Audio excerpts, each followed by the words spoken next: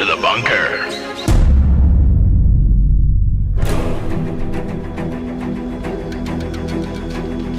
Join Nikki, Rosella, Robert, Kayla, and Cole Wednesdays at 10 p.m. Pacific Standard Time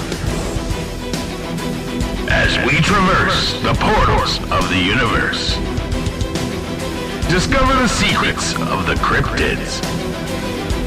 Uncover the truth of conspiracy. And explore the hauntings of our world.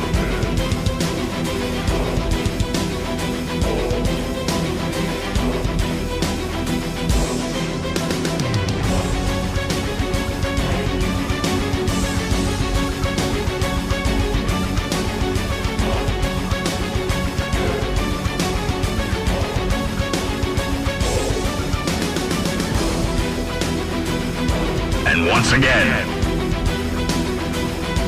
welcome to the S4 Paranormal Bunker.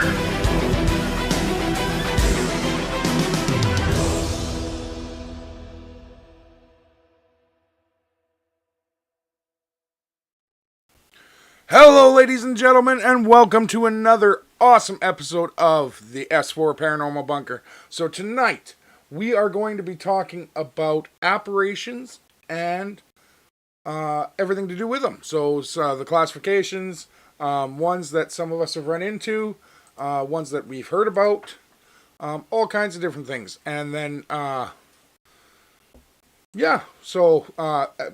forget, before I forget, make sure you like and subscribe to our channel. Every week we're building, and I thank you all so much for that. We are up quite a bit in the views, and it's awesome to see you guys all in there. So thank you very much for watching, and keep it up. So share it with your friends. Make sure you like it, and it'll show up on your algorithms and on your friends' algorithms. So keep it going. How's everybody doing tonight?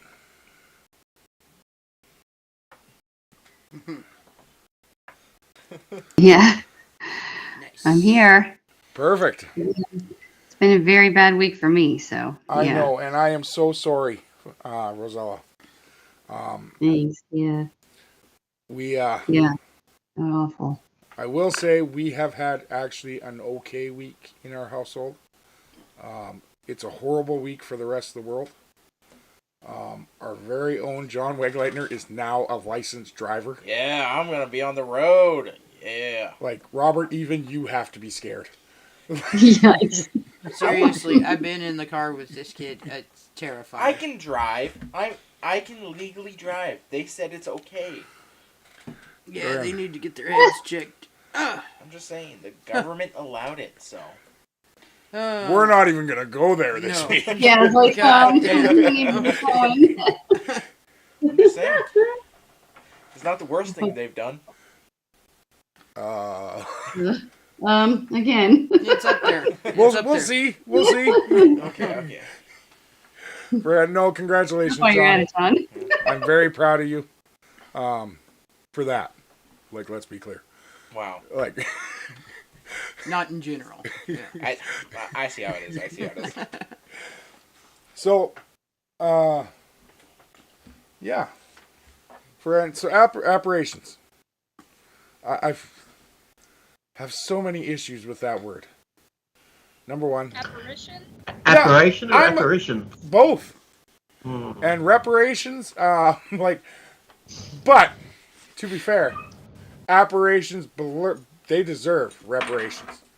Like, some of them.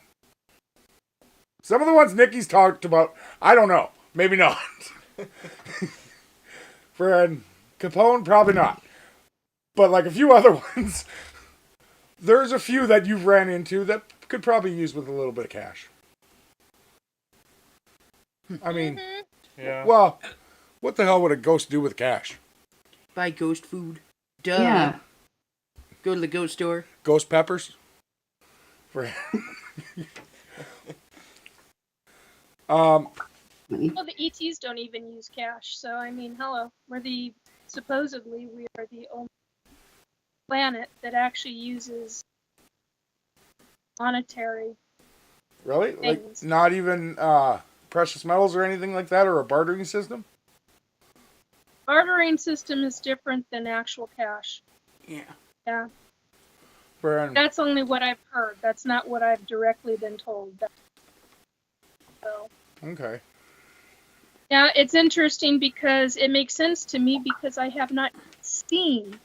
I've seen barter systems, but I've not seen actual cash in hand and payment type No of alien situation. money. So, yep.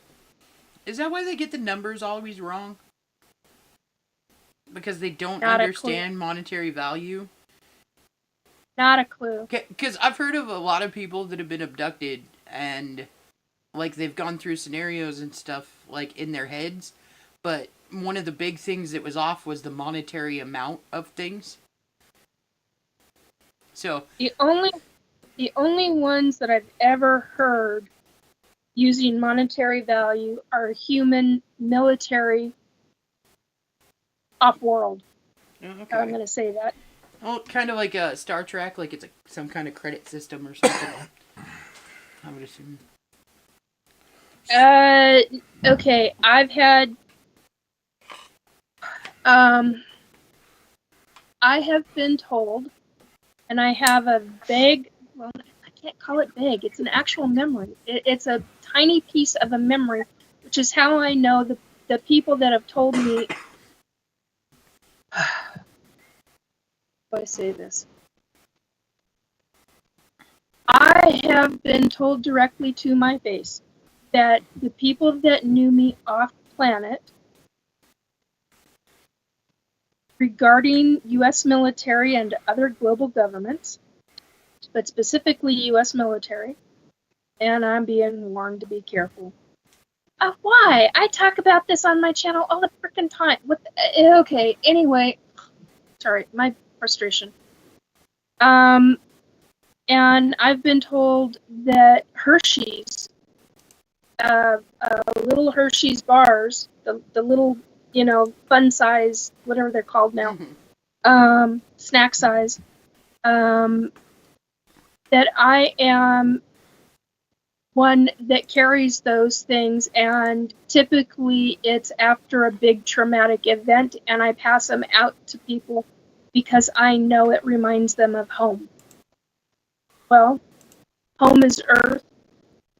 Home is wherever you live on Earth.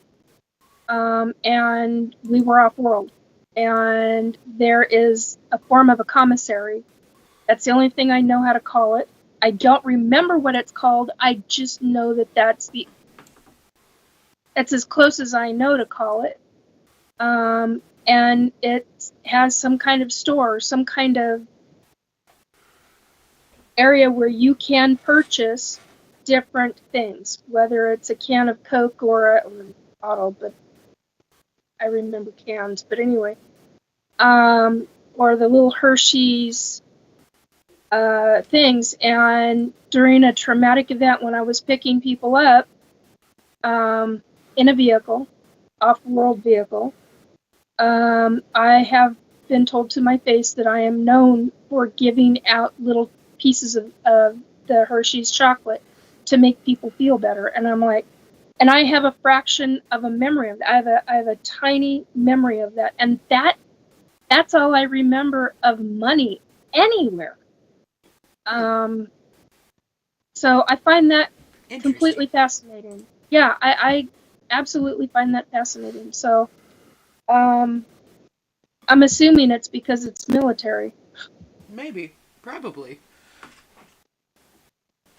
I know Canadian soldiers do that. What's that? Give out chocolate during times. Not just Canadian soldiers. Most soldiers of the Allied forces all carry a bar of chocolate. Yeah.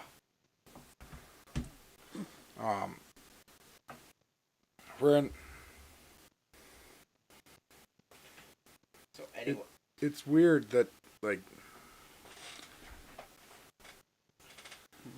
to see how far our monetary system has come from the actual bartering system that all the races used or have used, and different people, like different creatures from different planets have used, and Yeah. And, It's actually really fascinating. yeah, to think that we developed it into this, and it might be one of the biggest failures of our lifetime.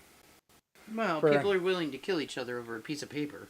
Like, it is kind of a giant fail in my opinion. Over document, yeah. Yeah. And then it's not Knowledge. even that pretty of paper. No. Oh, true. At least not here. Yeah, Canadian ones are nice. they're green. They're all different galleries. And so with the apparitions thing, Mm-hmm. do you guys know who first created the classification of different apparitions? I know this, but I cannot remember. Like, it's not. So the first time someone identified a classification of different apparitions was in 1984, Okay. publicly, because it was actually Samuel Augustus Ackroyd that created a classification system. Dan Aykroyd's dad? His grandfather. Oh. Friend, Hey, cool. and is one of the most widely used classification systems of all ghost spirits and Is this apparitions. the one where it's like EV1 and... Huh? No. Oh, okay.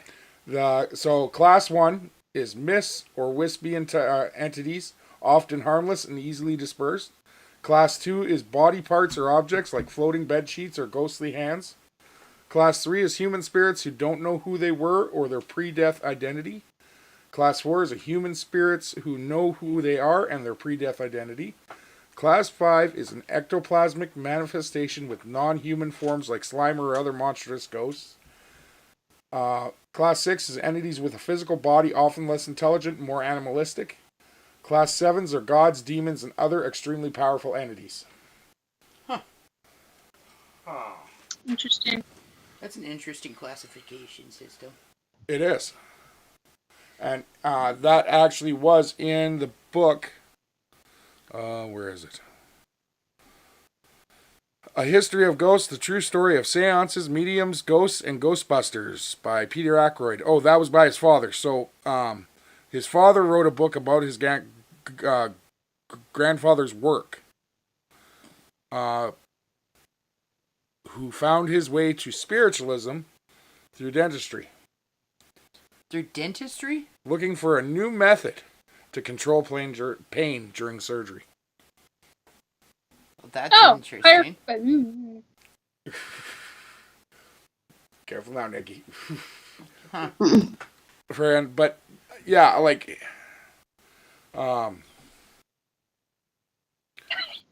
Get looks.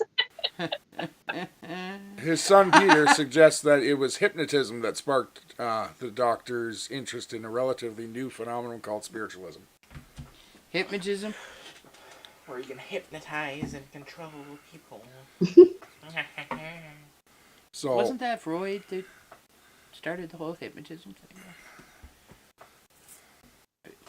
no, I would imagine it was before that.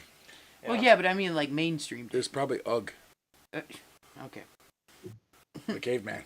But it was more like, I hit you with a rock if you don't listen. No, he told Kronk, "You look in fire. Oh. You feel sleepy." And then Oh, wow. Now I take woman. Why do we even have that liver? God. Friend. So what do you guys think of that classification system, though? Not bad. I think it's alright. I would probably add a couple of things, just clarify it a little more, but I mean, for a rough draft, it's cool. Well, that's just the breakdown. Yeah.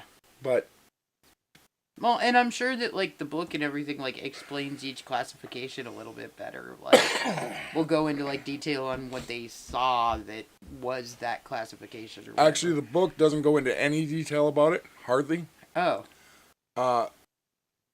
Dan Aykroyd gave 90% of the classifications in an interview. Huh. Okay. But then he also put those classifications into the Ghostbusters movies. Yes. Because they were like, oh no! That's why he was asked in the interview about them. Mm-hmm. And he gave a full definition of all the classes. Okay. Well, that's cool. So, like, that's why the classification did not really exist until 1984. Huh. So Ghostbusters basically made the classifications. Yes. Well, mainstreamed them. Yeah, mainstreamed them. That's hilarious. Huh. Now, there are other sects and religions that have tried to create their own classifications. Like, there is a full one for the Merriam classification, and that is any apparition that shows up in the voice, body, or spirit of Mary. Mm-hmm. And that is brought out by the Catholic Church, the Vatican. Well, Interesting. So is the classification of demons. Like, whether they are... It's not like a level 1 or a level 2 or anything like that, but it's like an underling and a... You know what They have that... Yeah. I don't know if that was actually the Vatican, though. Well, I think that actually technically would have been the Bible that classified that. I don't know, I'm not that good with the Bible. Huh. I don't like the book. It's just because you don't like reading. No, it's because It's because you're dumb. a lot of it is just filler. A lot of people are going to hate me for that, and a lot of people are going to be mad at me for that. I'm okay with this, because... I will. that... There are a lot of good stories in the book. There are a lot of good morals in that book.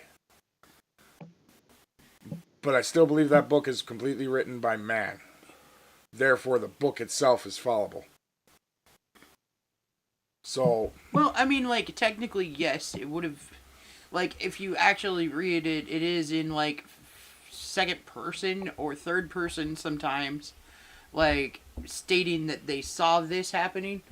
Or they heard this story from X, Y, or Z. Like, that kind of a thing. So, I mean, I guess technically it would be written by man from the words of God. Right? I'm not really sure how that works. Yeah. Yeah, I don't know.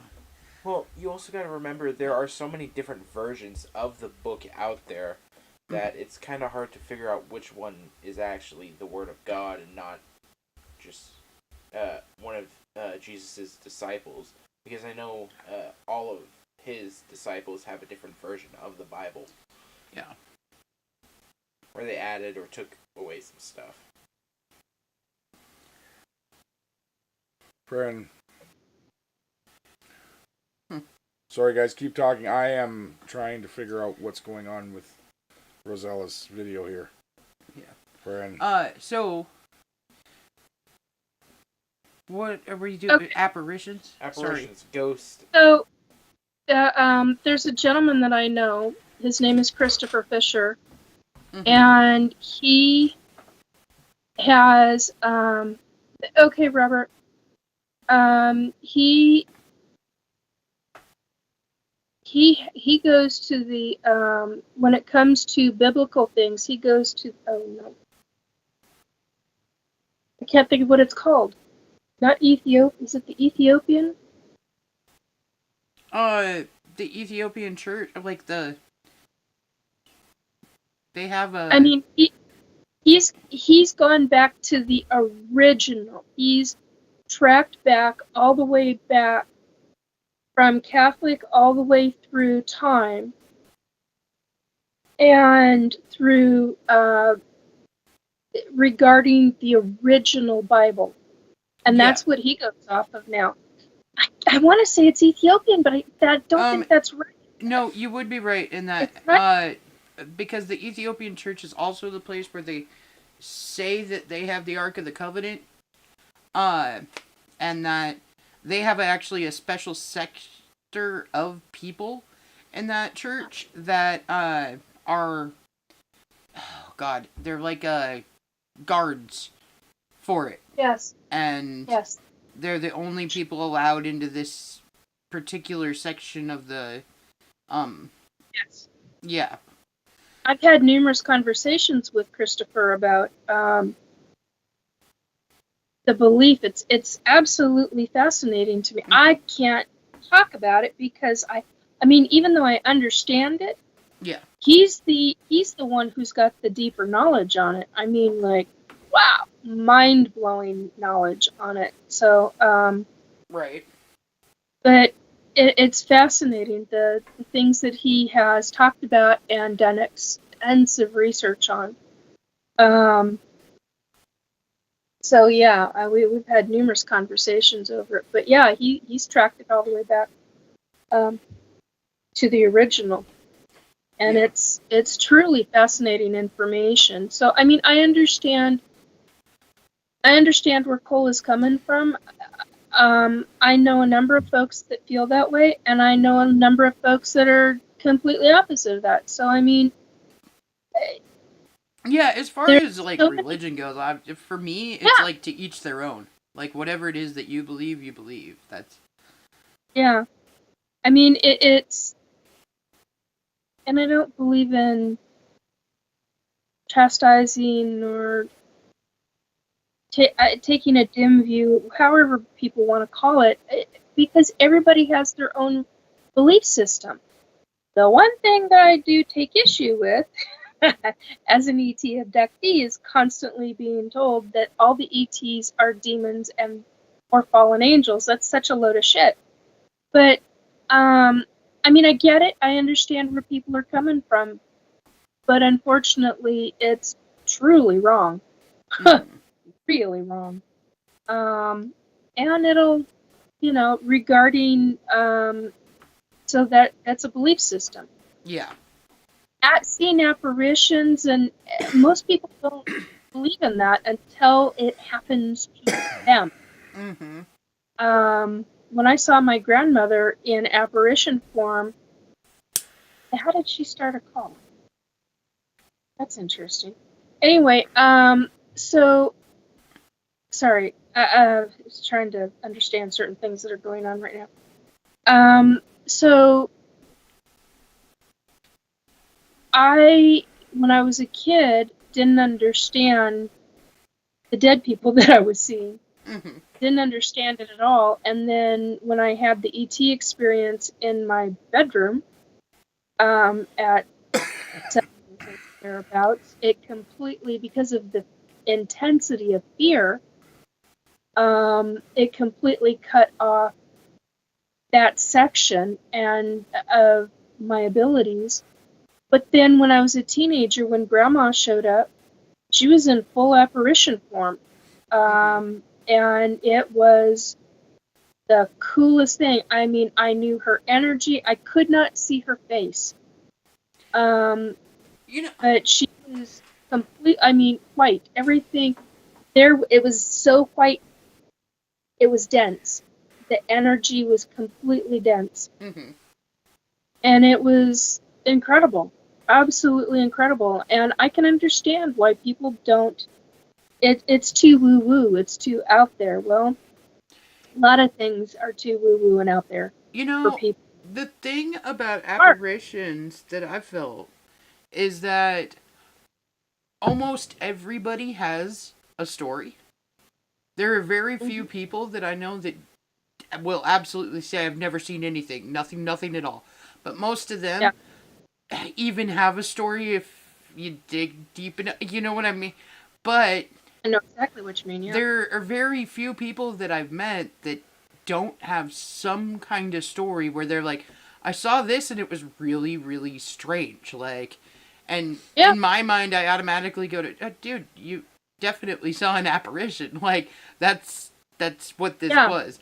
Like, they might not be able to wrap their head around it properly, but they can't quantify it, Yeah, but almost everybody has some kind of a story where they saw Yep. something that wasn't there, or they saw something move, or and And they it can't- is, and they can't quite figure out Yep. like what's going on with that or how that works, or and I think that everybody inside of them has the ability to see apparitions.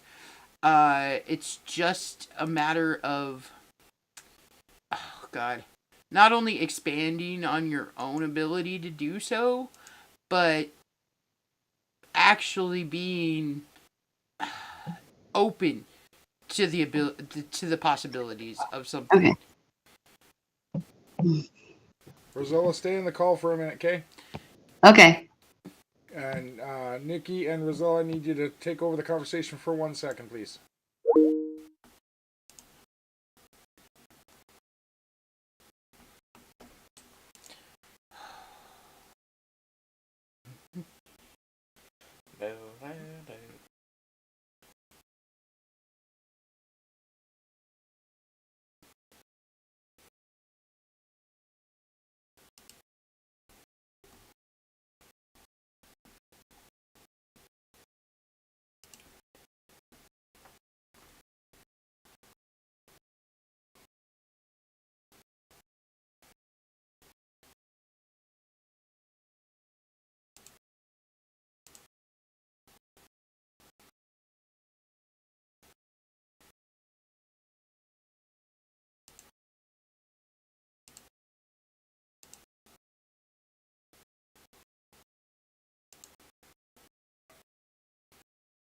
Sorry, ladies and gentlemen. I think I actually lost them in that call because you were only on with us. So I am trying to fix this right now. It's just an issue we had with the thing.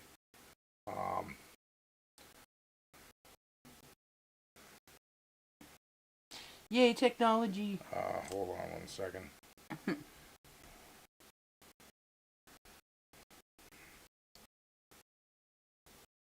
Nikki, are you there? There we go. There we go. Okay, good. Alright. What the heck? Is everybody there? Yeah, Yes. give me Yeah. a second. I'm here, but Okay. okay. Oh, we got. But I'm not seeing any of us on the live.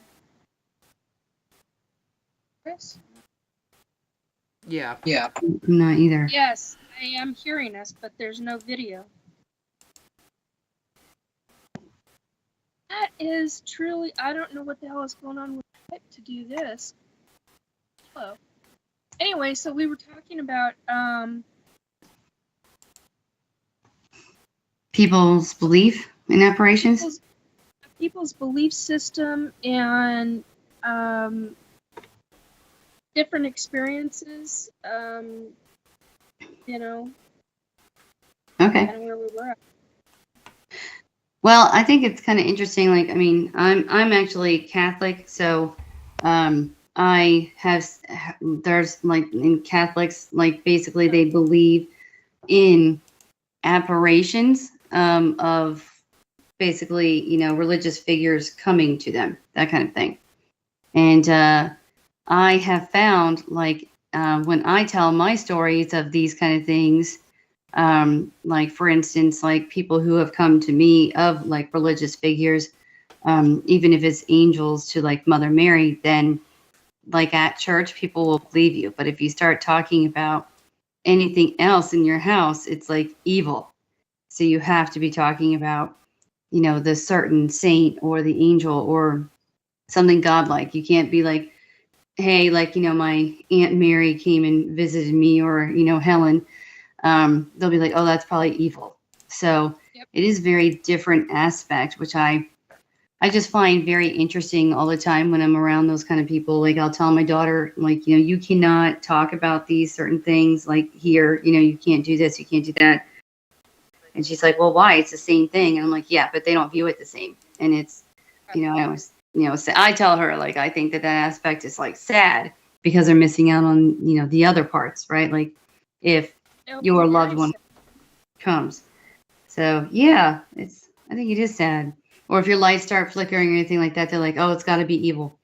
So it's just kind of sad. to me. But I mean, I think I have seen, and of course, I'm like sure you did too. Like with your gifts, I've seen different like things of like I can see it in my mind's eye, or I can see them appear to me. I think I've told you that story about when I was actually doing a book signing at like a large, pretty much festival years ago. That these people across the way from me at a vendor's tent, they said to me that I was talking to somebody for 20 minutes that they couldn't see, but I was trying to hand this woman. A woman, she was dressed in shorts, a t-shirt, and she came up to me and she kept saying, I would buy your book if I could. That kind of thing. But I mean, she never would take the book, but she was telling me that she was excited for me and the book was a positive thing and that she was proud of me, but she never read the back. And I thought that was really kind of interesting. I just was, talking to her about my experiences and why I was there, things like that. And these girls across the way, I didn't even notice them until the woman turned and left. I mean, she talked to me for probably like 20, 30 minutes. But she never actually touched my book. But she walked away. And these girls across the way, she ran over to me right away. And she's like, okay, so we have bets to like, if you actually really believed that woman was real or not. And of course, I was there for my book and then like doing readings. So they knew, I was gifted kind of thing. And I was like, what are you talking about? And then I looked down the way, the woman was gone. Like, and there was only one way out because it was like a loop at this like festival kind of grounds. It was like a road. And so I can see people like in different ways. And it's interesting when I'm setting up for events, if somebody like walks by or something and I'll kind of look like quizzically and people they'll look at me and they're like, okay, no, that what person's really there. Like I'm like, oh, thanks for telling me because it's hard for me to kind of distinguish that kind of thing. Now, my son, he can actually see that somebody is there because like Archangel Raphael, he appeared once and my son actually saw him. And it was pretty funny because like my son went to get me and he goes, hey, Mom, Raph is over here. And he was in a different place than he normally kind of would be in. And I went over and started talking to him kind of thing. And then like I looked at Raph and I said, like, what are you doing over there? And he goes, oh gosh, the kid can see me. Oh my God. And I was like, yeah, I guess he can see. Like, it was kind of funny. But sometimes he can, sometimes he can't. He talks to this angel that's always in his room that, he believes is like Lee, who's his guardian angel. And he can sense when spirits are there. And he'll be like, hey, you know what, Mom, St. Philomena is staring at me. And that's like a saint who comes and kind of like guides him and watches over him, especially when he's ill. And I'm like, yeah, you can feel him. So I think that everybody's kind of different. You either have it for real or you really don't. Or I think they're really trying to get, through some kind of sign to you, some kind of big time message. Yeah. Okay, I think I got everything figured out, guys. Okay. Excellent. Holy crap. What happened? Just a little bit Is it of just a technical change issues. over? So, because of the whole Skype and Microsoft Teams stuff, things weren't showing up as they were supposed to. And it looked like there was someone else in the call. And so I was on Microsoft Teams. You guys are on Skype. With me doing that, I had to switch back. Oh, wow. Oh, okay. And then Yeah, I I was get having issues with the sound, and it's because I'm dumb. So... No, you're not Technology is really hard. No, I'm dumb. I'm absolutely a dumbass because I couldn't figure out why I could still hear you, even though you were supposed to be coming through our headphones. I could hear you out on the table. Oh. And it's because you were coming through my damn phone because I accepted myself into the call as well. So. Yeah, that's why I kind of muted mine because I'm like, oh no, I'm gonna get some like echo, mess that something up. That's easy to do. Yeah, no, it was me, friend. Yeah. So, but I got us. We're good. Excellent. Well, thank you. I was like, what is going on? Hey, look, we exist again. Yeah, and it was kind of scary because, like, once I got out, like, Robert might not be able to come back in. If he says he's going to come in later. Oh, now he will be able to because we're back on Skype. Okay. So I can't switch over until we are all switched over to Microsoft Teams. Okay. Well, hopefully I can't say that on air. Yes. There's something that I can tell you guys after the show. Just remind me. Will do. Okay. Gotcha. I gotta be honest. I'll catch myself with that kind of stuff all the time, where I'm like, oh no, ooh, I forgot we're live to a lot of people. Yeah. Kayla realizes Yeah. she can't be telling people where she hid that body. Hey now. That's funny. Doesn't matter if it was a squirrel body or not. Oh God. Oh. Oy. So, Well, yeah, I was telling a story about how people like saw somebody I saw somebody at a festival and had like a 30-minute conversation with them. And they seemed to know things about my book, but never read my book, never would touch or take the book. And I even tried to get them to read the back summary, and they wouldn't because they didn't want to touch the book. Even though she didn't say she didn't want to, she just was like, oh, no, it's okay. And then walked away. And then these people across the way who were also vendors at the same event, and this is about like 6 years ago, but they came flying over, and they're like, okay, so we have bets to see if you really thought that was like a real living person or not. And I'm like, what? And then I looked over down kind of the road to where all the vendors were, that just wrapped around in a loop, and she was gone. Oh. So I was just thought that's a good story. Yeah. Apparitions. Well, For sure. One of my favorites, not only the grandmother one, but last year when I was at a funeral, a friend's mom had died a number of years ago. She and I were very good friends. And then the father died. So I was at his funeral last year. And even though he was with somebody else, these two, who had been married for vast years up until the wife had died, came together for one last dance. And I gotta say, so far, it's been my all-time. I'm gonna start crying. It's my all-time favorite. The music got played, and they were encouraging people to get up and dance. Nobody would.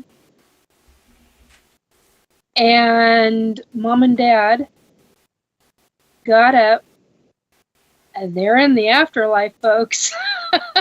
I'm sitting at the very far back because I needed a place to just kind of cool down and be okay, because I was getting psychically overwhelmed with a lot of information. There were a lot of living people there and a lot of their deceased family members, and I got really overwhelmed. And so I went and sat at the very, very back of this very large, beautiful room, and filled with a lot of windows, a lot of light. This was summertime, so it was very hot. And I look up, I'm listening to the music, and I'm enjoying the music, and the next thing I see is the two of them having one last dance together. And it was beautiful. I just sat and cried. It was truly beautiful. I mean, because he had fallen in love with somebody else and had married somebody else just before he had passed. And here they both are, and they're both very much active in their kids' lives. They're physically alive children, very active in their lives. And to see the two, it was just so stunning. And it was beautiful. And when his second wife was up talking, he was standing right next to her. I mean, I got to see all of it. I was allowed to see all of it. And it really, I wish their kids could have said, sorry, I've known the kids since they were little. I wish the kids had been able to see it. It would have meant so much to them. Because when the two sons were talking at different times, their father was standing right beside them. He had his arm around each one of them when they were talking. And it was one of the, it was very sweet. I don't always see full-bodied people. I'll psychically see. And that's usually how I see people in astral, is I'll psychically see them. But the dancing, that was a sight to behold, I do have to say. And it's just, and they were not the ages of when they died. They looked after me seeing pictures of them in their 20s, 30s, and 40s. I realized that they were both probably and they both went to the same high school, both graduated, just the whole shebang. I mean, they knew each other since they were young teenagers and knew each other all their lives. And here they are out on the dance floor for one last dance, looking to be about 40-ish. And each one of them, and it was like, wow. It was just mind-bending. And it was beautiful. It was beautiful to see. To see two people that I knew and it was like their last goodbye. It was an interesting last goodbye, but yet it's not their last goodbye, if that makes any sense whatsoever. It was like, this is the only time we're ever going to be able to do this. Let's take advantage of it. And as soon as the song was done, you could see them saying goodbye, and they parted ways, and they went to he went to his current wife, and she went to their daughter and their grandchildren. It was wonderful. And I just sat in the back, just bawling my eyes out. It's like, it was one of those moments where you wish you had. I mean, I took out my phone even, and I'm like, nobody's gonna believe this, and yet I'm like, technology. Nobody's gonna be able to see it. Yeah. Only you're gonna get to be able to see it. Only you're gonna be able to describe it and tell. And I don't even remember the song, but I remember my dad telling me, quote unquote, it's their song, and I went, what? And I didn't even know that. I mean, she used to talk about different things with me over the years, and I honestly didn't remember what their song was. But it was played right then and there, and they danced to it, their final dance together, and I was just like, wow, it was mind-bendingly beautiful. Hey, quick question. Aren't shadow people considered apparitions?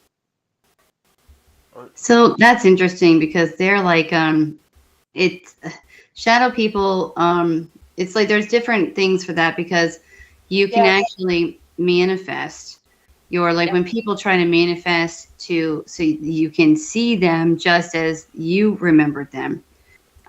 They don't sometimes have enough energy to do that. And then it looks like a shadow person. Okay. So then there's also actual shadow people that are not, I mean, some of them could have been like humans and just kind of like are wandering entities that are not necessarily, they're not usually good. Like when you hear shadow person, it's not a good thing. Yeah, because it's Yeah, like the most usually, yeah. common one I know people see constantly is like shadowy figures in the corner of things and all Yeah, and that. people will say like stuff about Hat Man as Yeah. well, like appearing. And actually, I just wrote a blog about that today that I'm going to try to put up soon. The upside So down face guy. yeah, I've not heard of that one. I've had shadow figures when I'm paranormal hunting, like kind of like ghost hunting. This is years ago, like 5 years ago. This guy, remember we went up to this top floor, and it used to be a brothel, and they turned it into the kind of pretty much the downstairs that was only being used into a train museum, because it was like a train depot at one, like first, and then it closed, and then it turned into a brothel, and then basically that shut down, and the cops is funny kind of actually because there was a police station right across the street, so I thought it was pretty ironic. But we were going upstairs, and then this guy like called out to me, and I said, "What?" And my perspective was different because I was looking to like pretty much the right, and he was looking to the left. So he saw a bat fly by me. What I saw was a huge, tall shadow person on my right, passing me, running like a marathon down this hallway, and then just like poof, like dissipate into like hit the door. That was the end of the hall. And it was like used to be a door there, but now, it was just a wall at the end of the hallway. But just walked like, ran right through it and dissipated. And I think I've told you guys about like the shadow man that was on my stairs. It was like a shadow person that was pretty much living in my other house, which is why I moved to this one like 8 years ago.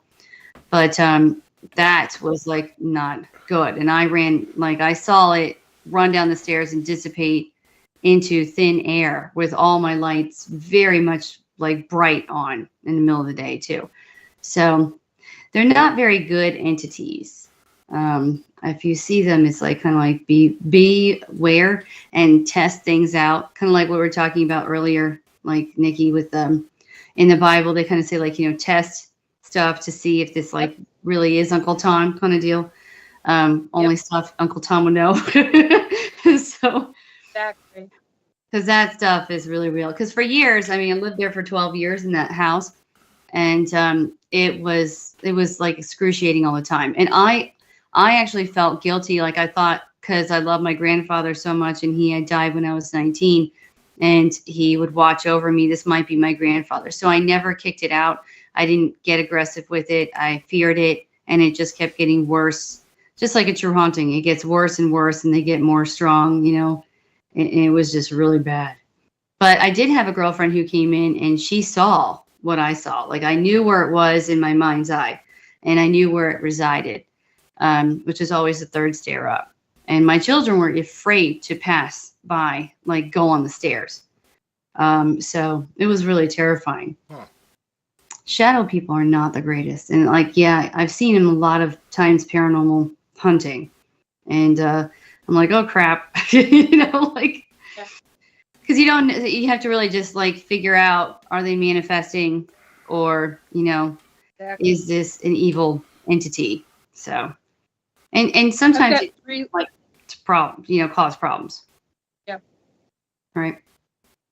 I've got 3 in my home. I've got a dog that's a shadow that shows up as shadow periodically. I've got 2 people, 2 adults, and they are spirits, and they go up and down the stairs quite often. So, and it's interesting now that there's an animal living here to see what the animal responds to. What breed is it? It gets really interesting to see what he responds to. So Yeah. anyway, I don't know. I have seen like a walking skeleton cat.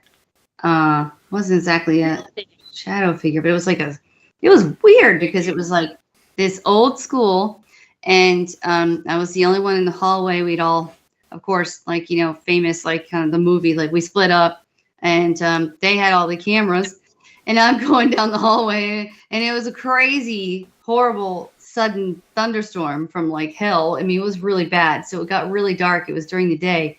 And then I saw like lightning pass, like by the window, and that lit up the hallway.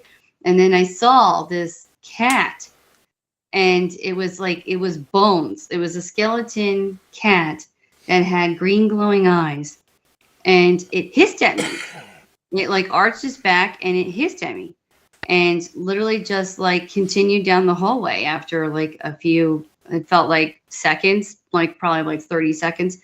But I stopped in my tracks. I've never seen anything like that. That's on one of my blogs too from like years ago. But my friend called me and she was screaming, "You got to get in here. You got to get in here." And she was like pretty much 2 doors away from me in like the hallway. Pretty much where the hallway was where I saw the skeleton cat. Like if you were kind of like walked through the wall, and she was on the other side of the wall and she was seeing these green floating, like glowing things, like not orbs, but they were like, looked like if you put silly string in the air, and covered it in static, just like floating, and it was lighting up green. It was green, and she got it on like a lot of video. She really did, in front of these old lockers in the school. It was very crazy. So that's like a very spooky. Very creepy, yeah. And I've seen that too, like at Mansfield. I've seen that too, like where I used to go see Bobby all the time. You would see it like out this, because they had like a fake, this museum, and it was like a fake house that they would bring kids to field trips, and they would fill it with smoke and teach them how to get down to get out of the house, safety. And you would look out this window thing, guaranteed you see one of those green things floating. It was all the time. We could sit there for hours or seconds and it would show up. It was so like strange. And it was always in like pure darkness. It was very spooky. Huh. But they kind of glow. Like tinsel. Like it was just very strange. It's like a staticky tinselish thing that's just like floating in the air. And you're like, "You seen that?" And it was like, "Yeah, you seen that?" That's kind of cool. It's just really freaky. I've seen some weird shit. Really I think we all have. like things don't faze me now. It's like, exactly. The I'm like, what else new? See, that's how I was by the time my mom was in the hospital. This was a number of years ago, but when she was in the hospital, there's a creepy crawly. It looked like a shadow, and it slithered and it crawled and then it walked, and I was like, "Oh no, you don't. You're not coming into my mother's room." And so, needless to say, it didn't like me very much. But yeah, I haven't talked about that in a long time. But yeah, it started as the only way I can describe it is the nurse had exited the room. It was one sliding door back and forth, and great big glass sliding door, and the nurse had exited the room, and as the door was sliding closed, this thing comes like slithering in like a snake. And then it's halfway in the room, and it literally it started to look like a shadow thing to me. But by the time the door was actually closing, it was slithering. And I was like, "What the hell is that?" Yeah, that's bad. And yeah, it was bad. It was not. It was. They've had that stuff on shows. I mean, that is like it went up on the. It slithered and then it crawled like a centipede. And then it went up on the wall. It was a ghost. And then it went up onto the ceiling and kind of did this weird. I can't call it zigzag, but that's they do zigzag. It's like it's like a zigzag, but it's not a zigzag. I don't know what to call it, and it's not quite an S. And it went to the far corner, and it just stayed there. And I went, "No." Did I ever tell you the Batman thing that I ever had? It sounds at the bat one that I had. Like I was in this, what was this? It was Randolph. I think it was Randolph Asylum. It was like in Indiana. And I was with this like friend. He's like, I mean, I don't talk to him anymore because he turned into a sleaze. He cheated on his wife. So I'm like, I'm out.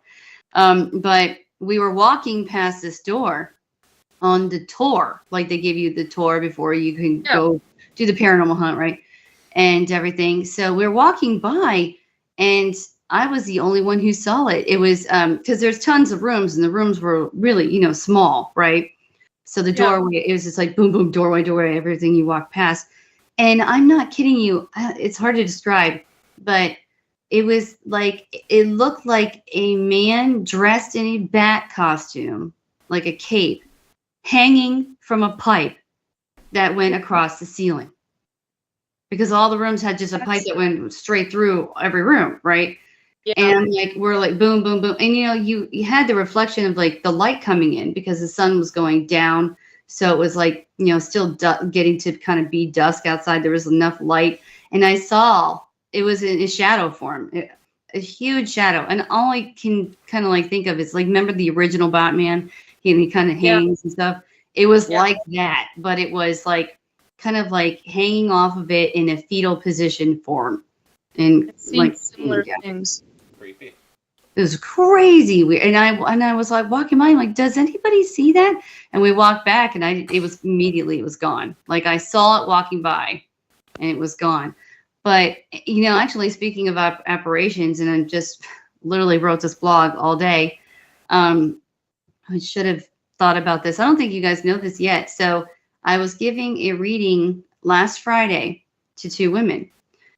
And no shit, a ghost rang my doorbell. And I have a camera outside, Nice. My psycho stalker, unfortunately, that I have. So I have a camera outside and all, like a lot of them on the property, but it rang my doorbell. And at first, like actually it showed up my phone. It pushed a notification to my phone. And I heard my guide, Raphael, Archangel Raphael, who never leaves my side really. And he said, look at your phone now. Well, and actually he called it a cell phone, which I was like, oh, he didn't just say phone. He said, look at your cell phone. So, I mean, he just got my attention because he was extremely kind of curt and, serious. So I was like, and then I looked over at my phone, which I don't do when I'm reading people, but I saw that it said a notification. And I thought, like, unfortunately, because I'm having a stalking issue, that it was, oh no, my stalker is like at the door and I have like clients here. What am I going to do? And then I looked and I'm like, wait a minute. That is the person that I just saw in my vision of this girl, the spirit coming through, who died 7 years ago. And I mean, I knew it was her because she pushed me the vision like half an hour before during the reading. And I was just like agog. And I turned the phone, like, because women were looking at me because there was 2 women who was here. They were best friends. And they're like, what? And I'm like, I was speechless. And I just turned my phone and I was like, just look. Does this person look familiar? And they said, your phone, there's nothing on your phone. It was my wallpaper thing. My screensaver showed up. Yeah. And I was like, what? So I go back into my camera. It's not there. Like, it records everything. I've had this camera for like 3 years and it's never done this. So I went down, I asked my husband because he works from home and he has the same, the thing, we're both in the same thing. Yeah. And he goes, I saw this girl dressed in a winter purple coat show up. And that was a weird thing. It was 75 degrees, hot and sunny here. And it was like a really windy day. Everybody was bike riding and, like they were walking. They were in like, shorts and tank tops. This girl was wearing a very heavy, long to her, past her knees, purple, like big, puffy winter coat. And then I saw she had a white shirt on and jeans and tennis shoes. And I was like, described her to my client of what I saw. And she's like, that's my niece. Yep, that's my niece who you were talking about coming through earlier. And my husband saw it. He saw it for a minute. And it's like right when I saw it disappear, he had it disappear. And We keep going in and looking like we're crazy. Like it has to be there. Someone rang the bell, and we all heard the bell. Yeah, My dog's she wanted bark. attention. And a lot of times, I mean, they use electricity. So, I mean, it's confirmation. It's confirmation for everybody, including your spouse. That's true. Who needs it. Yeah. I thought that was so funny because I'm like, did you have it? And he's like, that's funny. It went off, but I got a work call and I saw this girl in a big purple coat. And I thought, what the hell is somebody at our door when it's almost 80 degrees outside wearing a purple coat? In Ohio, when it's 75, we're all like, let's go swimming. Like it's like Florida because we're so stupid. We're just like, can't wait for the weather. Eager. And I'm like, what the heck is this girl dressed like it's 30 degrees, or something in a huge snowstorm? I mean, it was really funny, but yeah, she surely got like a lot of attention. And as soon as I said like her description of her and her name, which was Melanie, my chandelier went crazy. And then I have this motion sensor ball that I put out when I'm doing readings, and it lit up in unison with the chandelier. And then you heard my light bulb in the chandelier sounded like it bursted, and it looked like a streak of like lightning through this, like it was just, like a normal bulb. Yeah. But I thought, oh my God, she broke my bulb. Like my husband's going to kill me. And realize how much energy it takes for them to appear, let alone use all that electronics. Yeah. Yeah, and it lasted a while. My lights off. Actually flipped the light switch off last week, and I went. I was on the phone with a woman at the time, and I said, "I just lost power." Yeah, and I'm like, "Well, apparently not, because I've still got the fan going. My clocks are still on, but the power to the overhead light completely out." And I went, "What the hell is going?" And I go after I get off the phone, I go back. And the light switch is completely shut off. And I went, okay, Mom, you got my attention. What am I missing? Yeah, what is it? Because, and I've told my family, if you ever want to get my attention, I'm like, really get my attention. And what I realized was that she literally wanted me to be aware of something that the woman had said to me.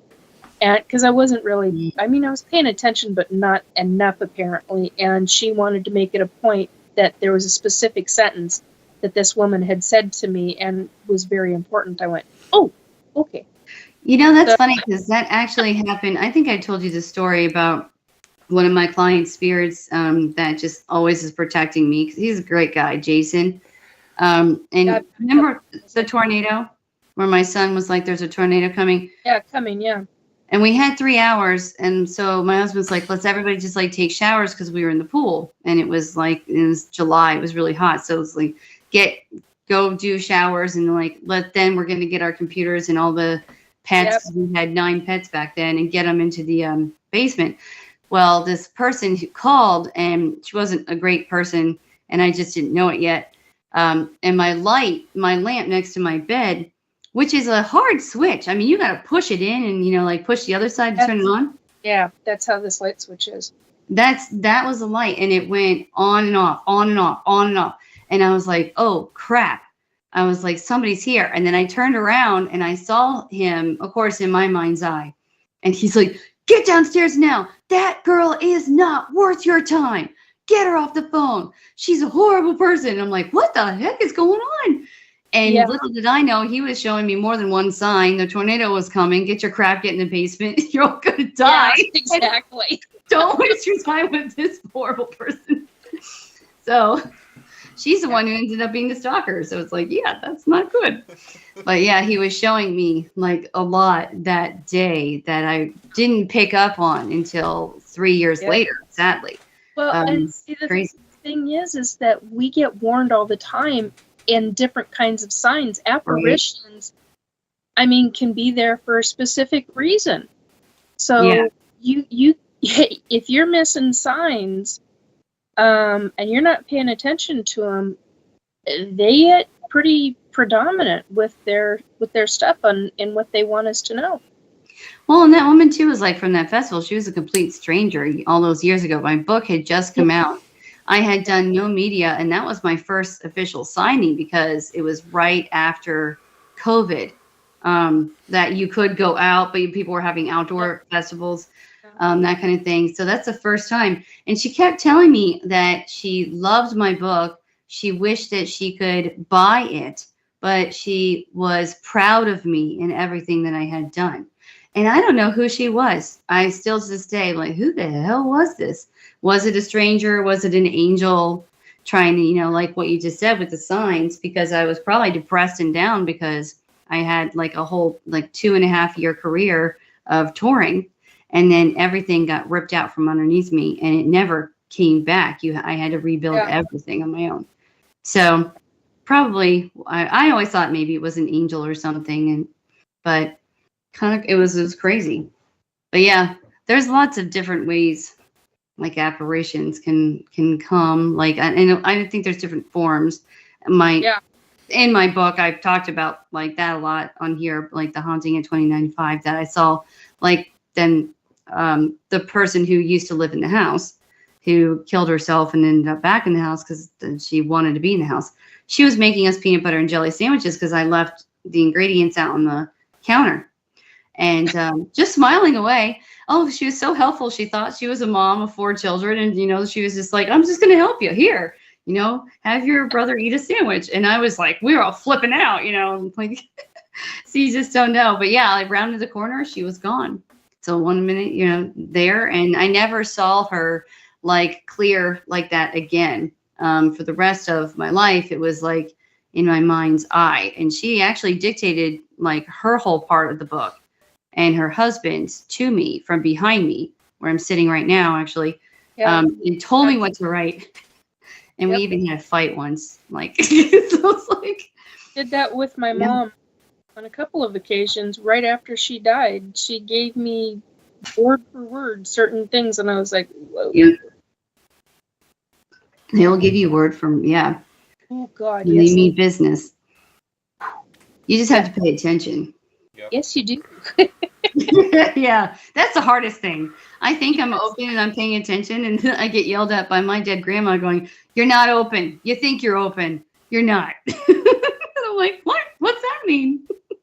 So, yeah, I've gotten gib slaps before from the hierarchies, and I call it gib slaps because you get the character Gibbs and Donoso on oh God, I can't remember the name of the show right now. Not CSI. NCIS. Thank you, Kayla. Mm-hmm. And he would do, the character Gibbs would do a gib slap at the back of the head of the character Donoso. And when you get that from the other side or a hierarchy, I'm here to tell you it actually physically hurts. Yeah, I still don't like. She said it a few months ago, and I'm like, "What the hell does that mean?" I swear I am open. Like, I do my job really well. Like, what the hell?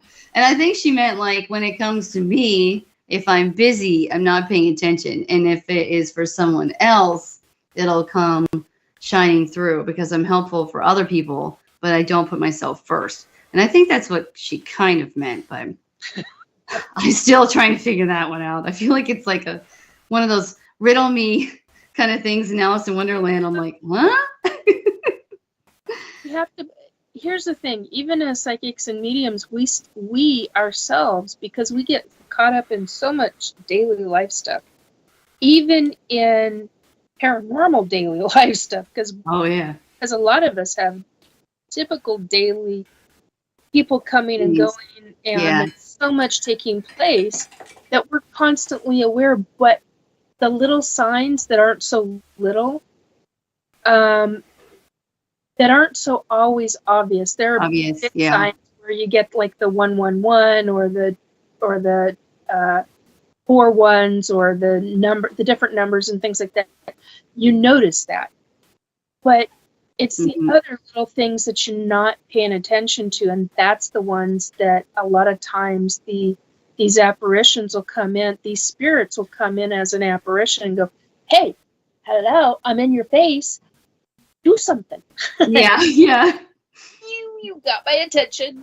What am I supposed to be listening to? So, and Yeah. everybody, whether they believe they have abilities or not, has that happen. And Right. a lot of times it's to wake us up. It's to like, hey, get out of the day-to-day stuff and pay attention to this or pay attention to that, whatever it is. So sometimes they'll show up for that.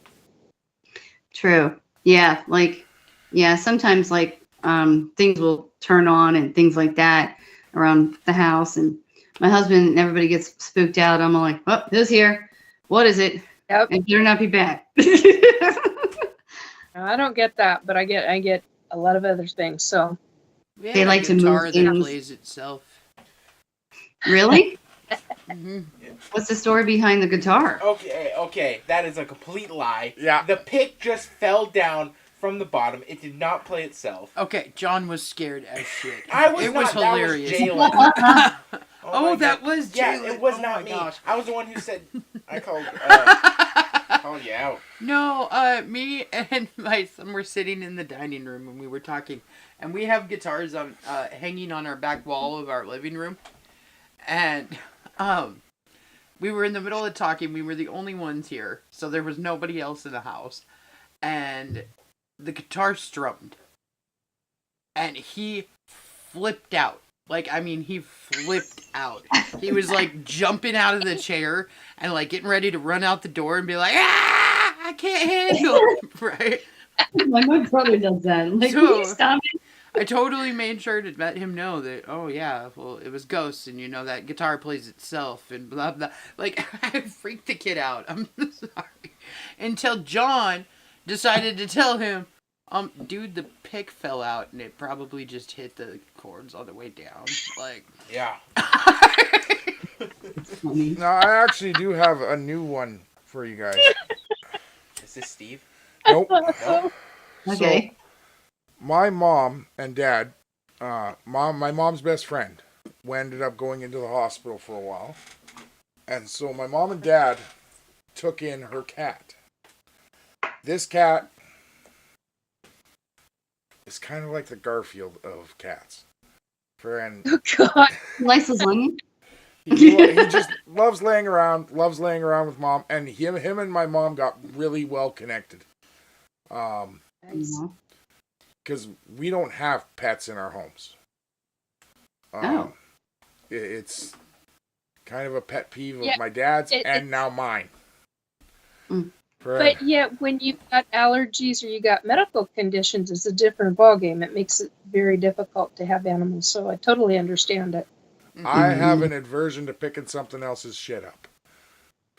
Yeah. Literally, not like their stuff, their shit. It's shit. Yeah, I get it. Okay. So, and since my kids suck, Yeah, it's like, so the kids are kids, yeah. my wife is the worst animal trainer on the planet. that is not true. I just don't do well You're with as bad as mammals. Steve Irwin. Okay. Wait, so does that mean if we get a lizard? No, I don't do lizards either. I do birds, but Dad can't have birds in the house. But I'm really Do you good do with birds. spiders and snakes? No. I can have birds in the house. You said I couldn't turn them into a delicious meal. That is not my fault. Oh my God. No, We like could- when I was growing up, like I had birds. could That's teach I it. didn't And have how'd that go like for you? cats and dogs Oh my and God. that kind of stuff. But anyways, so my mom got really attached to this cat. He was with them for about a week. The cat was very old. So he went back with his owner. And about 3 weeks later, my mom looked down, and that cat walked between her legs. 15 minutes later, her friend called her and told her cat just passed away. He came to say goodbye to my Yeah. mom. Friend. But like That not has like happened to me. not like a wisp or a shadow. This was like she saw the cat. And then she questioned her sanity. Because she's like, we gave it back, didn't we? Yeah. And, Full body apparition. yeah, and Yeah. she Fun thought part. somehow he came back to her Yeah. house. And she's like freaking out because like they live across town. So In other words, how did the cat get there? Yeah. Yeah, got it. Yeah. friend, but that is my mom's news story for and like me and her have always thought our my childhood home did have a spirit. I called him Fred. He liked to play in the pantry. Things would fall, the door would open, the door would close. He was pretty much a teenager. And Your mom, okay, to this day, his mom still blames Fred for things that, like, disappear around the house. She, like, we were down there, Last summer? last summer, yeah. Yeah. And, something went missing, and she was looking all over for it. I can't even remember what it was. I think it was, like, keys to the garage or something like that. Yeah. And they're always in the same place over... And she was like, Fred, just give the keys back! Did they appear back? Oh, she found them, like, a couple of minutes later, yeah. And they were right where they were supposed to be. So... That's like so you hear these stories all the time. Well, actually, it's funny. Cole, I had it was like I don't know. It was like probably like 3 or 4 days ago before my tragedy kind of happened, and I woke up in the middle of the night to someone I don't know who they are, a female saying, "Tell Cole that his mother needs him," and I literally just remembered now because I was in and out of consciousness. It's like they'll come to me in the middle of the night. I'm like, why do you guys do this? Because I'm not gonna freaking remember. So I was supposed to tell you that. Sorry, but it was about 4 days ago that happened. Does that make sense to you? well, if you met my mom, you'd understand. Friend, usually when someone tells me my mom needs me, it's because she lost something or she broke something on her phone. Friend. So both those things were very possible 4 days ago. Friend. I felt like it was simple, so it wasn't horrible. Yeah, because there was nothing. Nothing's happened in the last few days in their household. So yeah, That's good. Okay. friend. I don't think. Well, no, I talked to them.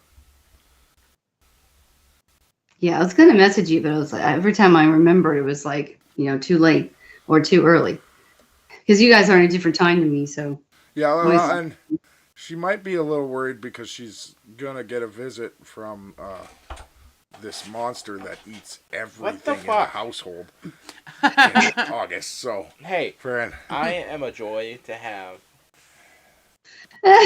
I'm just saying. but to do with Fred, I just want to state for the record: have you guys ever had a cookie from a company called Dad's? It's not a very common thing in the U.S., babe. I know, but Nikki, no, no, but you know me, I make my own cookies. Fred. So this was considered one of the best cookie companies in Canada, and it's by the Christie Company.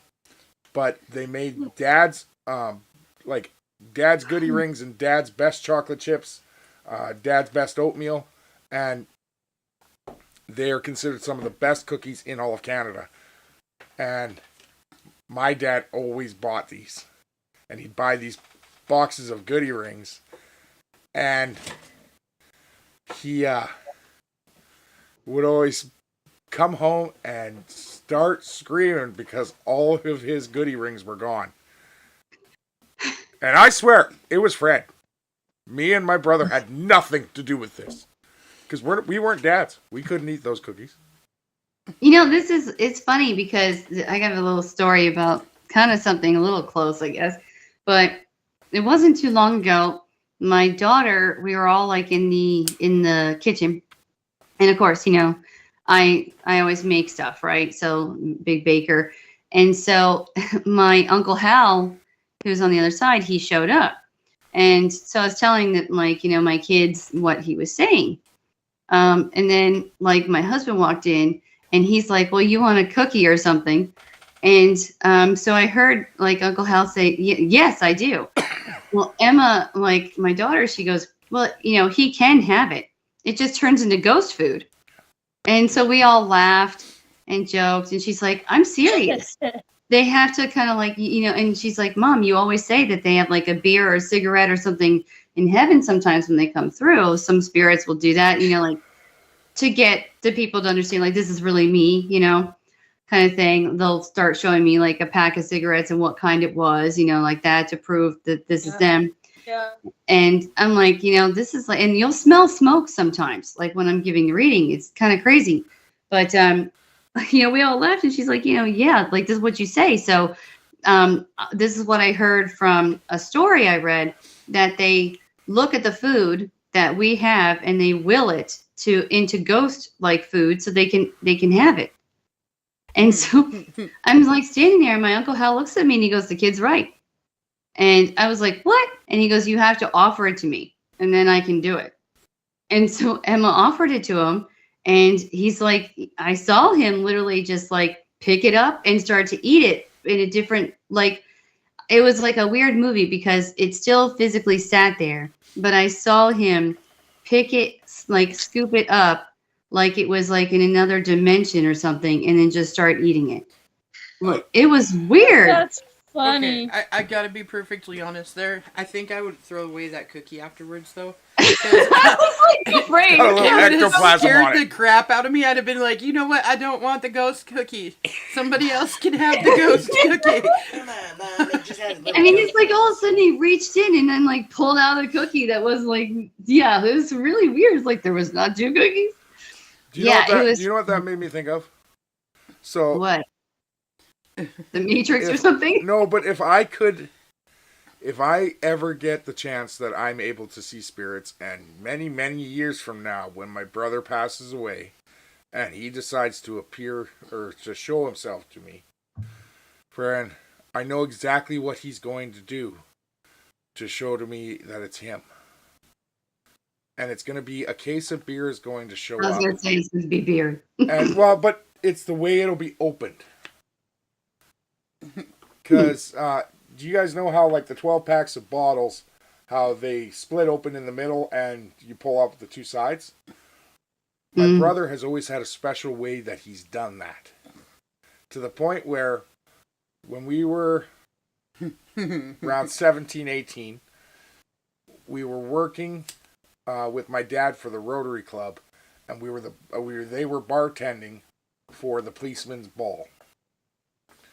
And so me and my brother were helping them take all of the booze from the detachment to the high school where the ball was being held.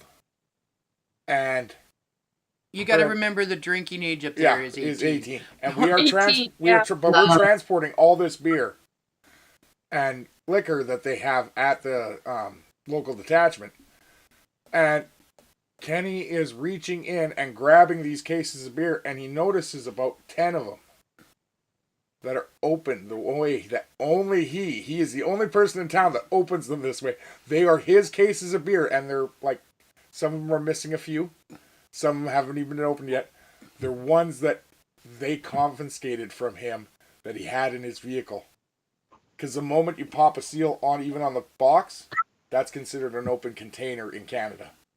Yes. So they confiscate that immediately. We were serving them their own beer, Kenny's own beer.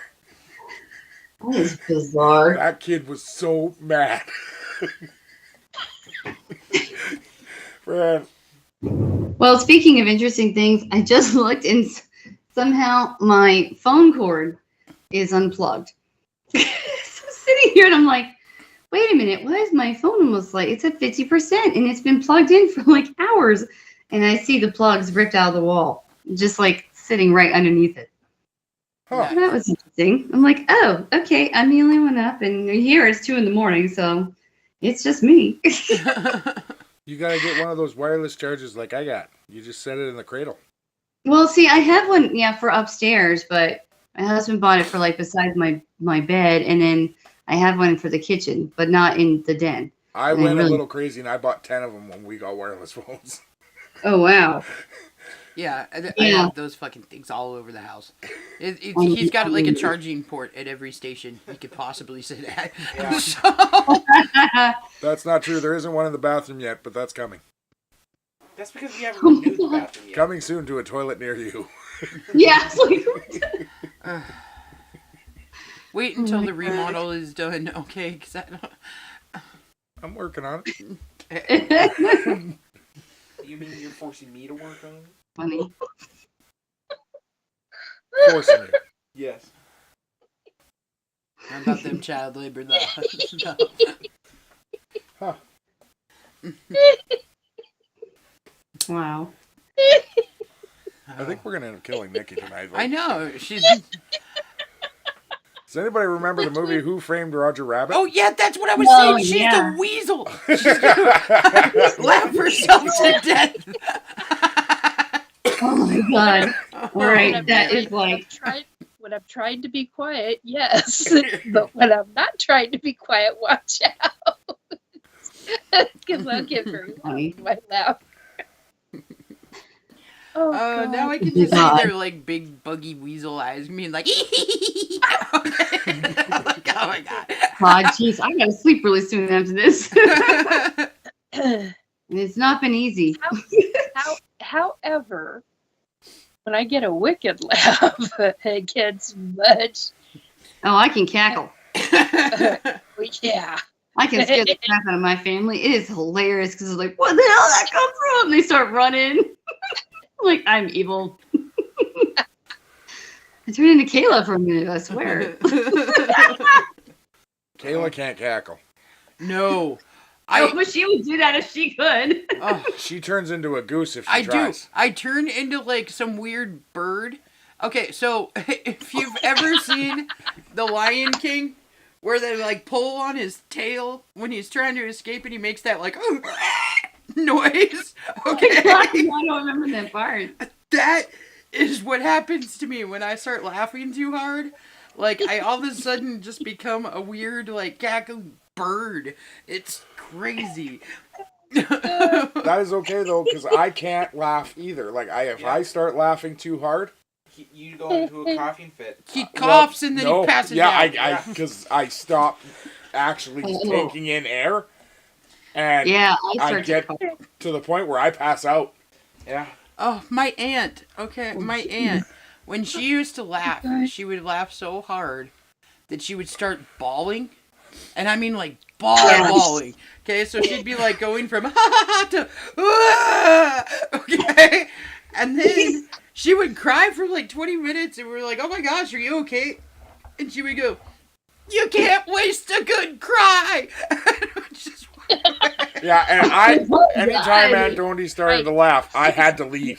Bad. Because I could not stand it when she cried. I felt so bad, even if it was something absolutely hilarious.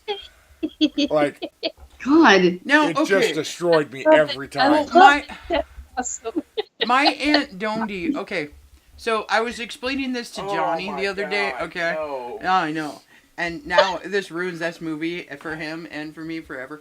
But if you guys remember The Fox and the Hound, Yes. okay? And A you little. know the old lady off of The Fox and the Hound that takes in Todd.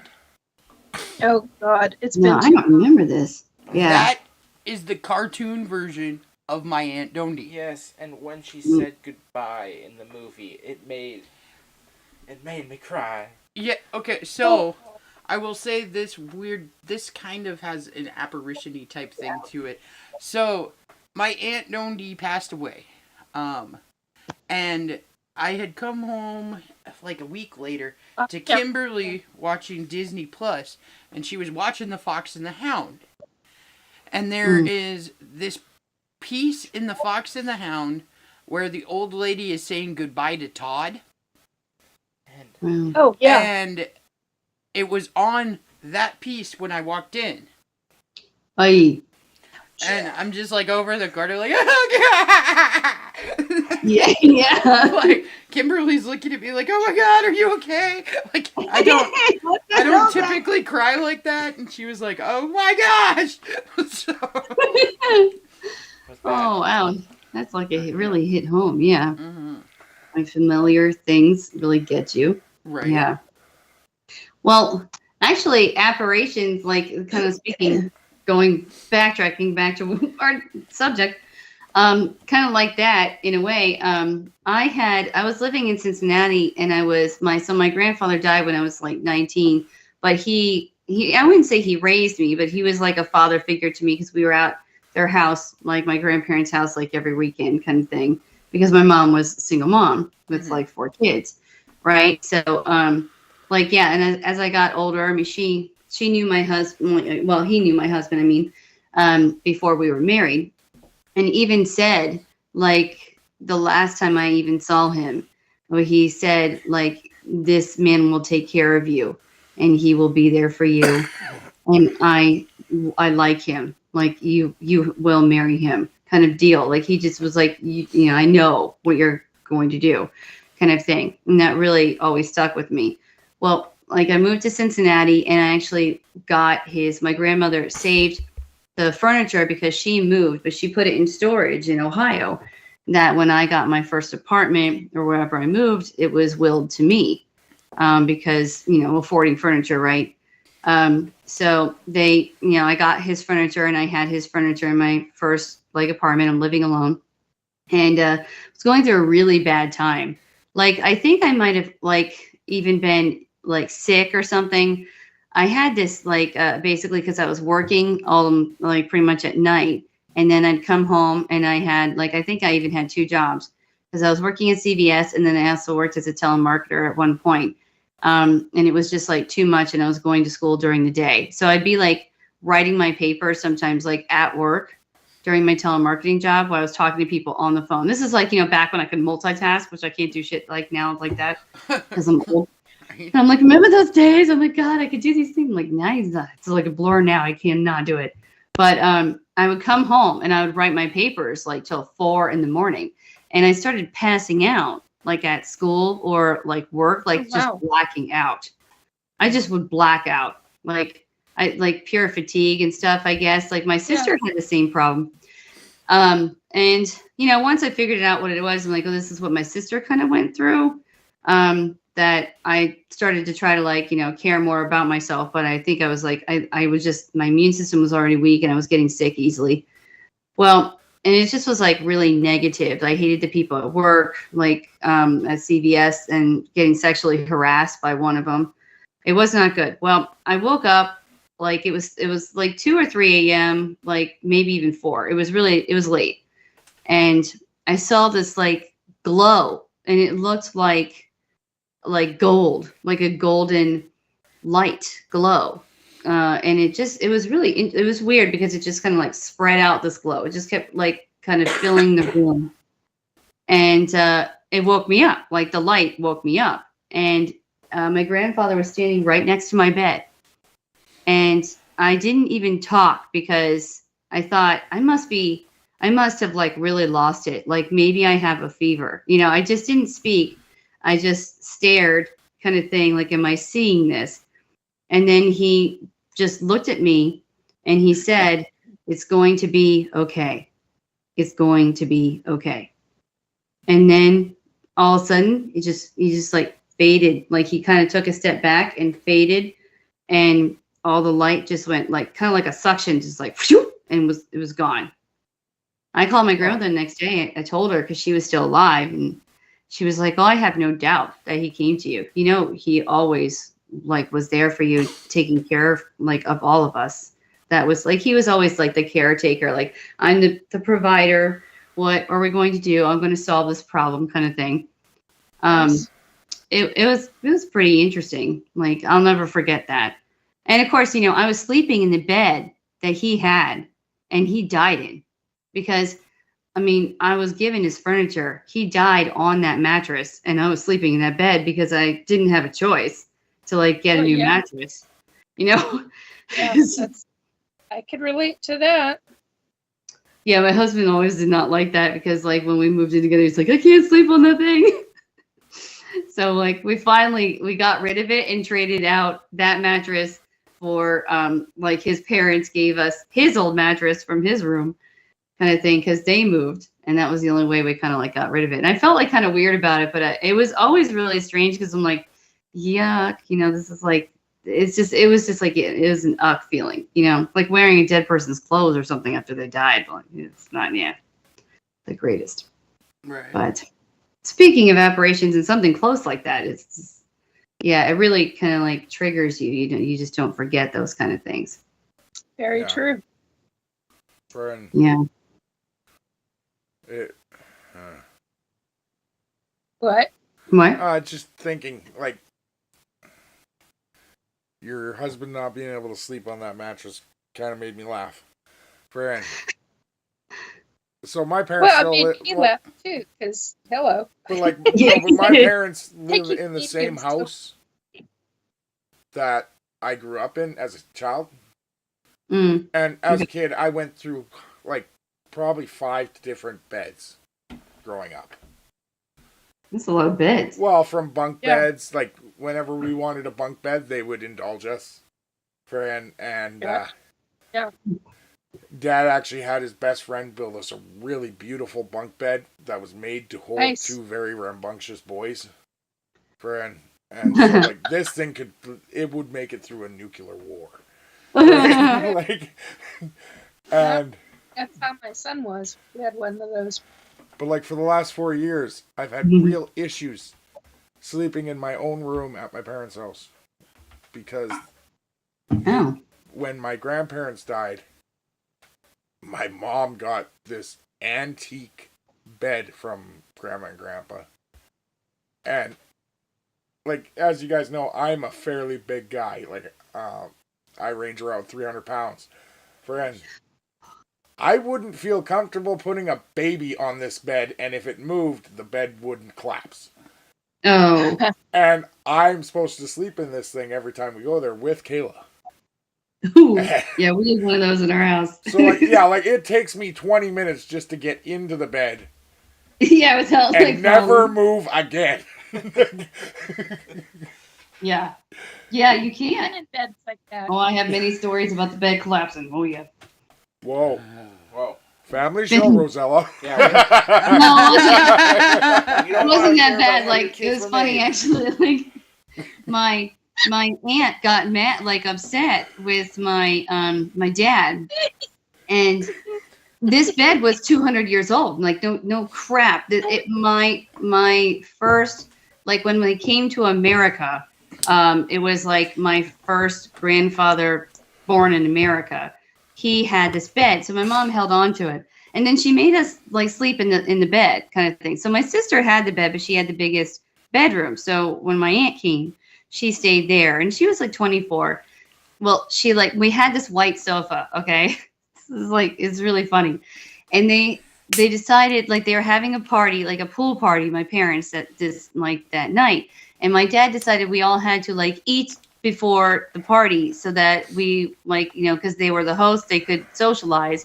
They wouldn't be able to eat, like they had to talk to people and stuff. So like they were dumb enough to have tacos near the white silk sofa that they literally had just had a designer, like they designed it with the designer, this like fancy smancy guy. And it was a real like white, just pure spun silkworm silk. And she sat next to, like, the couch was behind her within a reasonable amount of distance. And my father did not put the lid on the salsa. And she picked it up and started shaking it. And I was just thinking that. It went everywhere. So my dad started screaming, just livid and stuff. I mean, she's 24. She's emotional, right? So she runs upstairs. And then she jumps on the bed, crying. Just goes to bed. And we're all sitting downstairs. Like, my dad's not laughing, but we all were. We're like, oh no, there she goes. Someone stop her. It's on the bed. And there's several stories of that. Like anybody you brought into like, okay, here's the bedroom, here's the rule about the bed, and they'd sit on it, boom. And she still That's has it. actually really funny. It is just so funny. And it's always like an emotional thing where they just like put their bag on it, boom. It's so unreliable. And my mom was like, so when I die, do you want the bed? And I'm like, oh my God, I don't want to put up with that freaking bed. It's like so many stories about the bed. You know, where would I put it? I still have my grandfather's furniture. Why don't they brace it with 4x4s? Well, so that's the thing. We had 4x4s, and it would somehow they would come like loose because you had to. It was like the 4x4s were like too big. They didn't measure them right, I think. Yeah. So they would angle them, and then so throughout time it would become loose from you getting in and out of the bed, and then and before you knew it, just boom.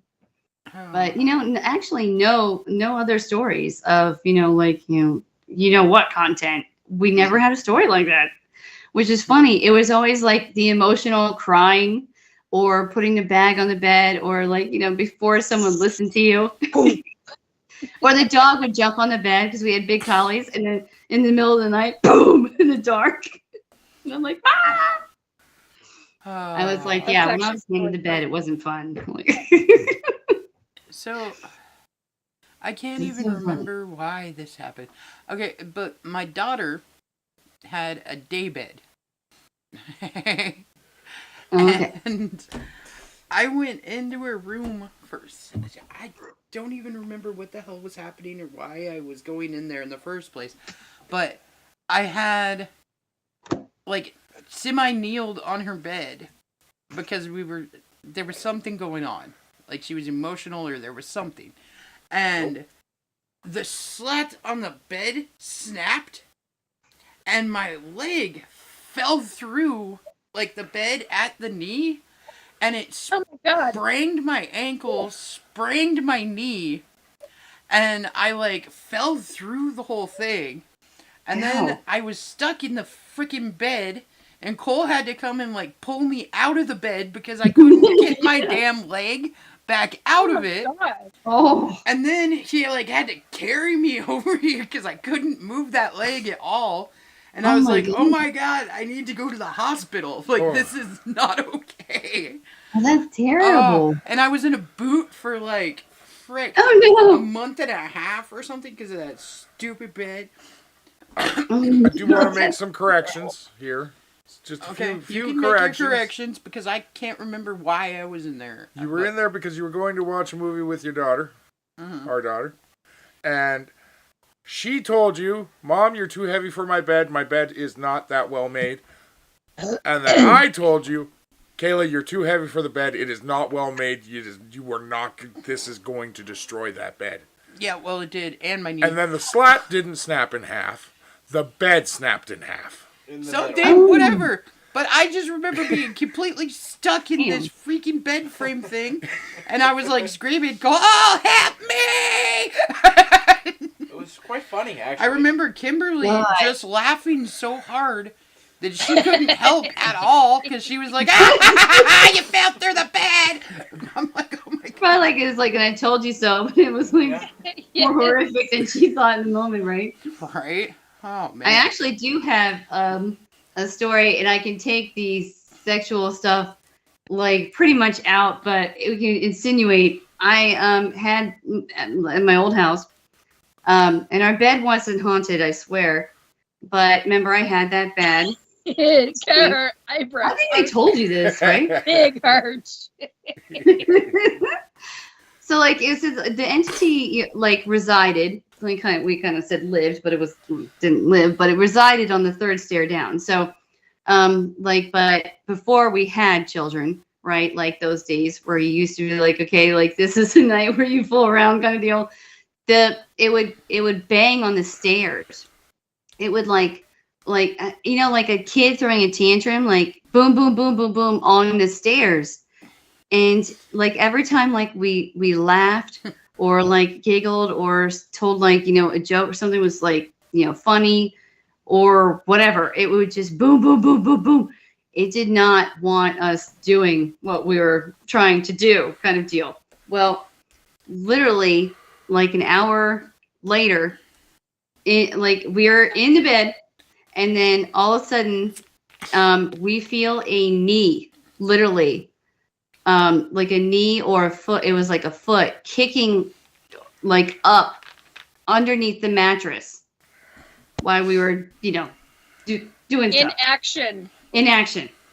And it was the scariest thing ever, because the bed was so full of my stuff from college and my childhood when we moved there. Like, we didn't have a basement or any storage at all. And my parents had like pretty much moved away. So we did not have any storage. And I mean, I saved pretty much like everything from like my childhood, like I had My Little Ponies and all this stuff. I had all these things in books and photograph stuff. I mean, I had a cat that could never have squeezed underneath that bed. There's no way that anything could have gotten underneath the bed. And so when we felt this, like pretty much like, yeah, it was definitely like a foot or a knee, but I think that it was a kick from underneath the mattress, and it happened twice. I mean, we leaped from that bed pretty dang quick. My husband wanted to get a hotel. Like, he was terrified. Yeah, it was awful. I mean, we ended up sleeping literally in our guest room. Again, pre-children, a guest room in the old bed that fell apart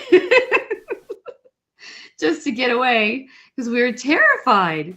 That was like really like spooky. And then when we got to the end, when I kind of told the house that we were kind of like, okay, we're divorcing the house in a way, like you can't come with us. And I told you, Nikki, this, like it locked my feet down, like when I was sleeping or if we were watching TV or something. And my husband was like a huge non-believer, especially back then. And it was like somebody took their hands, two hands, and put them underneath my ankles, and would like, it just hard as heck, would not let go and let off. And I could not move. And that, a lot of stuff happened in that bed. It always freaked me out. So when we moved here, we got a new bed. So it's like, I'm done with the bed. Yeah. Now, I would hope so. my mom. I'd wake up to the shadow figure over me and like breathing, like just, and that's how it would wake me up. And it was scary. The only way I can correlate that is ETs. Like it did it. And I think I told you this too, Nikki, but like when the kids had high temperatures, it would wake me up like that to go help the children. Yeah. Like we rushed the children to the hospital, like both kids separate times for 100, like, crazy fevers, like 103 for instant ear infections overnight. If that entity did not wake me up, I don't know if my children would be alive. So it did good things, and then it did also horrible things, like throwing toys like 6 feet through the air to scare everybody, especially when I had parties. I hated when people was over. Like, it would always do something to make them run in fear out of my house. I had a wonderful old man in the house years ago, back in the 90s. I was trying to think of how to phrase that. And he loved the kids. He and his wife had 12 kids. They birthed 12 kids, and many of them were the younger ones were actually, well, not born in that house, but they raised very tiny, very, very, very tiny house, 482 livable square feet, and they turned the basement, which was not livable, into extra rooms for the kids. And I was like, I don't even want to know how you did that. But anyway, and so that I heard from neighbors for years after we had moved in about how many parties those kids had and how the parents were there or they weren't there. And so this old guy, I mean, he was really good with the kids coming and going out of the house. I told him flat out, I'm like, I'm pregnant, you be good, to my kid and the kids that come and go from this house and my family, and we'll call it good. You're not. You're Yeah. going away. You're Yeah. going away. And he loved the fact that because we took care of the property. I terraced the backyard. I did all sorts of. I took care. Whoa, hello. Hey, Robert. Hey. I took care of all kinds of aspects of the yard and the house and different aspects of the. He loved it, and so I've been very fortunate. And then after my grandparents had passed, they both were in the house at different times, as was the original owner from 1919, excuse me, because that was when that house was built. And she died in the house. Well, interestingly enough, so did my step-grandmother's first husband, and so did she, my step-grandmother, and then so did my grandfather. They all died on that property. And so I had ghosts coming in and out, spirits, not ghosts, but spirits coming in and out of that house. And they loved having the kids, the teenagers coming in and out of that house. I mean, they loved it. Yeah. And, you know, you go to touch a doorknob and you get all kinds of lovely visions as a psychic medium, and you're going, holy crap, this was when the basement wasn't even a basement. Oh my God. And you go to touch something else, a wall or even a window, and original windows, and it would take you right back. It was really kind of cool. So I've been very fortunate in the sense that even at the house when I was a kid in Seattle, in a very predominant Norwegian area of Seattle,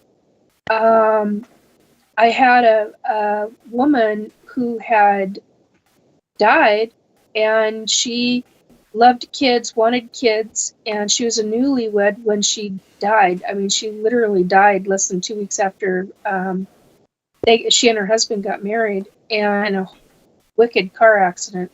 Oh. And she actually is the one who would sit on my bed because she knew I was being abducted.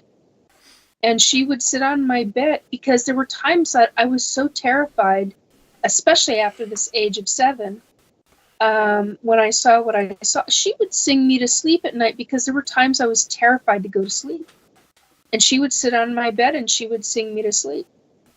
So I've been very fortunate in the sense of living with ghosts is not a big deal to me.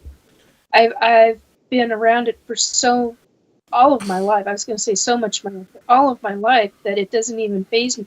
There are times when they do little things that I'm like, oh, come on. Like, seriously, come on. Yeah. Now Really? that we're nearing the end of the show, what's next week's topic going to be about? That's a good We question. haven't even thought about Oh, I did. Any did you? thoughts? Yeah. Any ideas? What are Bigfoot. they? it. Bigfoot? We're going to go back to Bigfoot. Biggie foot. I The have good old questions about his Bigfoot. mating habits.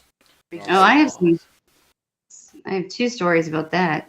His mating habits? That's a little weird to know, but No. I don't. We don't kink Right. shame here. We don't kink shame. She did say a lot of things happened in that bed. Yeah. So Who knows? Who knows? No, I just feel like 2 stories and I experienced not that. Oh. Well, No. Well, hello. is it Well. true what they say about people or big feet? Big noses. they wear big socks. God. Yeah. On what? Oh, never mind. On their feet, Nikki. On their feet. Like, jeez. Yeah, get your mind out of the gutter. You just have to go there. Yeah. Socks, yeah. We're just talking about feet here. I wonder if they get crossy socks. Oh, wow. Oh my God. we need to Well, make a I'm foot actually, finder. my stories are being written by this author known really well in Ohio for writing people's Bigfoot sightings. and he is taking 2 of my stories, well, actually 3, Nice. and putting them into his book. And I actually Awesome. recently just wrote blogs about them because I was like, well, I haven't. This is like probably 4 or 5 years ago, maybe 7 now. Wasn't there a Yeah, 7. And I never wrote them for myself, so it's like even if he's writing them, I still should write them, you know. So yeah, that's kind of cool. But he has a lot of stories. He's very interesting kind of like character, and it's all like evidence and things like that, so people don't feel crazy and they can read other people's stories, which I'm really I for. got a couple of stories about Bigfoot too. Weird. Oh yeah, you guys probably do. Jeez. Didn't you guys You're in, run like- over Littlefoot? No. No. No. I don't even remember what that freaking animal was. It was a fisher. That's it. Yeah. Friend. But it looked like it was walking on 2 legs. And I we don't didn't actually think it Run was. it over. Like, it tapped it into the car. And Cole was like, Yeah. what was that? And I was like, oh my God, you ran over baby Bigfoot. And he's like, oh my God. Oh my God! I did not say, oh my God. I said, well, that sucks for that dumbass. Get off the road. Oh my God! Friend. Well, it's like, okay, Oh, Mary, come on. we were driving through concrete one night, and Oh God. I'm doing 35. That is the speed limit. I am actually doing the Down. speed limit this time. For the first Shit, time. it says, oh in God, you know it's a big forever. deal. And, Oh wow. well, we're driving along. It's starting to get dark, and I see this cat sitting along, like, right on the edge of the road. I'm like, okay, well, I'll move over a little bit, and the cat won't get hit, and then no big deal. Friend, so I moved over towards the center lane, like, center a little bit. And the cat walked out in front of the car, and it tapped the front bumper. And I'm like, what the hell is your problem? Like, I moved! Friend, sometimes I have wild that problem. animals are just dumb. Yeah. Friend, Ooh. It's the way it is. Yeah, in the middle of down south, they'd have birds that would just dart out, fly out, bumper range, bumper height. So they'd come out and go bang, 100 kilometers an hour. So yeah, animals can be dumb. yeah. You know, that has happened to me. I don't know if I ever told you this story like Nikki too, but remember the birds? Did I tell you that story about the birds flying at my car? And I call my car moving sky because it's like my car looks like sky without clouds. Like seriously, it is blue and it just looks like this kind of like sea foamish thing, like on a really clear day. Birds, like I would pass and they would just like look at my car and just like, here's my suicide. I don't understand it. It was weird. They would just fly at my car. I used to kill I somebody. want to be where the sky is. It's weird. I want to be where the Movie. can flatten me. Okay, I gotta All tell I you heard was flying high. a story about a bird in a car. Okay. Inside a car? No, okay, so my mother is the queen at every bird in the entire world has flown into her car at some point. And I mean like She hit a exotic peacock. birds, all kinds of stuff that shouldn't be there, she has hit with that car because they'll just fly into it. And, Yeah, that's what they did to mine. and so she was driving along this, like, it's basically a dirt road, but up in eastern Washington, okay? There are not peacocks in eastern Washington. Oh no. And this peacock flew out of nowhere and hit the window of the front window of the car. And it bounced off of the car and Mom was like, oh my God, I hit a peacock. But we were only going like 10 miles per hour. We weren't going very fast at all. So this peacock just kind of like grazes off and it's like half flying, like trying to land on the other side. And this damn semi-truck that's going like 80 goes ba-boom! And you just see peacock feathers everywhere. And we were like, oh my God, we just killed it. We killed it. That happened to me with this cardinal. I'm like, you're not going to fly into my tire. You're not going to feathers. I'm like, oh shit. and then I got attacked by this like a wild turkey. We were driving in Maryland. This is back when I was like, I switched colleges or whatever. We moved to these boondocks and like it was in the middle of nowhere. But we were driving along this kind of like, country road. And it was just nothing but forest. And then it was raining too. It was raining, but not crazy hard. And then all of a sudden this bird jumps out of the forest. This is like thick woods. And just attacks our windshield, just hits the windshield so hard. It broke our windshield. It was crazy, just crazy cracked. And just dump, and then, feathers everywhere. And you could hear it's like, wah! My mom's windshield of that same freaking car, we were driving down South Skagit, and she hit a barn owl. Okay, barn owls are not something that's there all the time. So we were driving down South Skagit, and all of a sudden a barn owl smacked into the front window and fell over, and it cracked the window, and she was like, "An owl! An owl!" My favorite part of this whole thing, though, when Kayla and her mom got back after hitting the peacock. Oh my God! Kayla's aunts, so June's sisters, asked her to go back and see if there were feathers still on the ground. Why didn't you get the feathers then? Oh my God. Oh my God. That would have been me. I'd be going after the feathers. I love the peacock, but oh my God. Friend. Oh geez.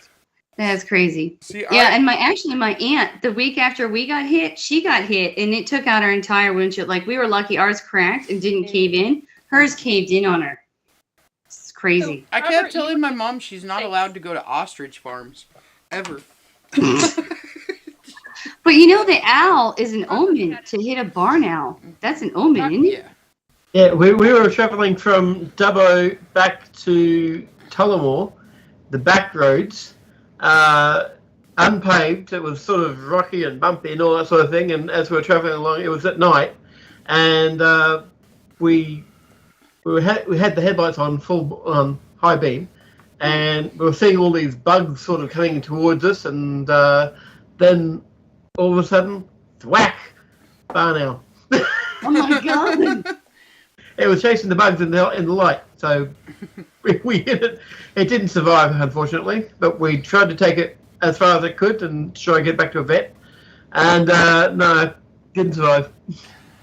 Oh. And on that, ladies and gentlemen, friend, I assure you, birds are most definitely real because we've seen their insides. Friend.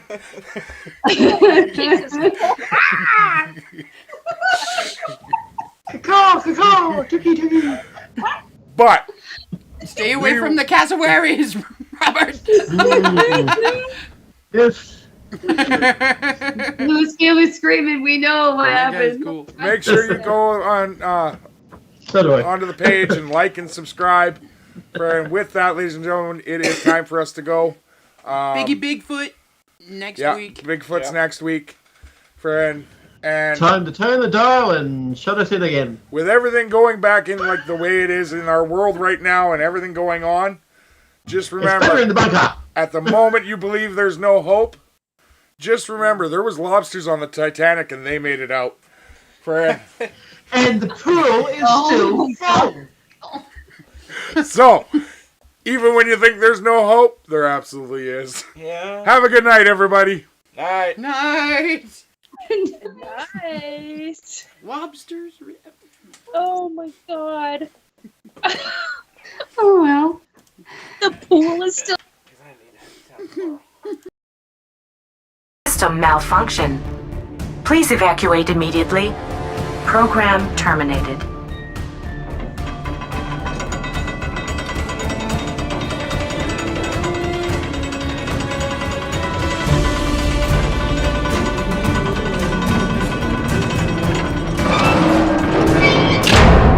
Son of a biscuit eater.